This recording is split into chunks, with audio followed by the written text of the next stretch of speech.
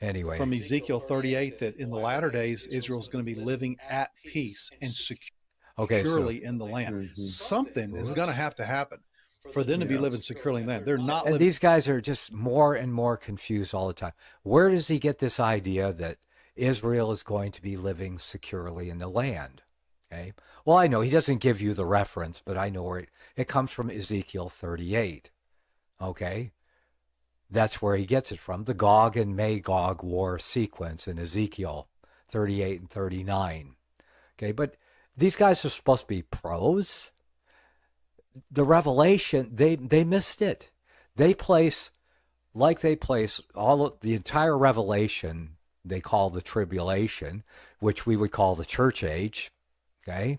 We call it the church age from chapter 6 through 19 of the book of Revelation because it contains the history of the church in the world from the writing of the Revelation, those things, future things which must shortly come to pass until Christ returns at chapter 20 or the end of chapter 19. Okay? They say that's all going to be squished into 7 years future. The same 70th week, I believe, that our friend Darkija was talking about in the chat room. Okay? The same delusional lie. Okay? That it's all going to be squished in there. But they're not happy with that. They want to take the Gog-Magog war and squish it in there too. Because somehow this guy is saying this is what these prophecy pros are saying, that when the tribulation begins and they have the treaty for the rebuilding of the temple, so that Satan can inhabit a man and in the middle of the 7 weeks period go into the temple and abominate, okay, and bring desolation. That's what they're saying. Of course, we know this all, that's not the proper interpretation, that the 70th week did follow the 69th week, and it was fulfilled by the Messiah himself because it was his week. There's no Antichrist in the text whatsoever. But now they want to bring the Gog-Magog war from Ezekiel in here too, Ezekiel 38 in here, and they want to push it in there too because it brings you Israel at peace. And they say, well, Israel's not at peace, but it's got to come, and so it's going to come really quickly. It's going to have to come awful fast, right? Because Israel hasn't been at peace. But I'm telling you, it's not coming, okay? There may be a peace deal that does bring about a temple that will be brought by the Antichrist, but it is false prophecy that they're trying to fulfill.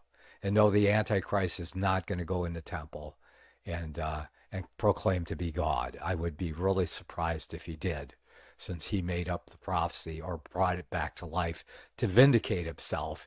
He's not going to vindicate himself and then go do the opposite by playing out the act himself. But if these guys were really pros, they would know that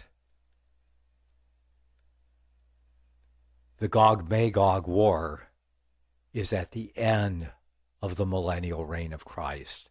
And I find this to a number, none of them want to admit this, that there will be a rebellion at the end of the millennial reign of Christ. It's written plainly in verse 22. In verse 20 of the Revelation. The millennium chapter 20, is written plainly that there will be a rebellion at the end of the millennial reign of Christ. It couldn't be clearer. And it's literally, speaking of literally, it's literally called Gog and Magog. So if you want to know where Ezekiel 38 fits, that's where it fits. Now, I wrote my book, An Exposition of the Revelation, chapter 20, and I used Matthew, I believe it was Matthew Henry, or is it E.B. Elliott here that I quote? Okay, and when the 1,000 years are expired, this is verse 7, Satan shall be loosed out of his prison and shall go out to deceive the nations which are in the four quarters of the earth, Gog and Magog, to gather them together to battle, the number of whom as is the sand of the sea. And they went up in the breadth of the earth and compassed the camp of the saints about and the beloved city, and fire came down from God out of heaven and devoured them. And the devil that deceived them was cast into the lake of fire and brimstone, where the beast and the false prophet are, and shall be tormented day and night forever and ever. Okay, so we have this Gog and Magog war at the end of the Revelation, which coincides perfectly with the Ezekiel Gog and Magog, Ezekiel 38 Gog and Magog war. That is, we get more details thereon. But it talks about people living in peace in unwalled villages, no military, no war, implements of war, nothing, at perfect peace. Now, that would describe Israel after 900 years of living under the rule of Christ and his saints perfectly. There's no way that Israel's going to get there in an instant. That would be require for the Gog and Magog war to come halfway or 3.5 years later. That's practically an instant. Okay? And I don't know what's going to happen when they start their phony 7-year tribulation deception, if they ever get it started. I don't know. We'll see. But I know they won't be able to bring about peace in 3.5 years, a peace that hasn't come for Israel in 70 years. Is not going to come in 3.5 years, and certainly not at what is described in Ezekiel and what would be present at the end, where the Bible literally places the Gog-Magog war itself. None of the futurists get it. I don't know why. It is plain and literally given to us in the text of chapter 20 that the Gog and Magog war is a insurrection that happens at the end of the millennial reign of Christ.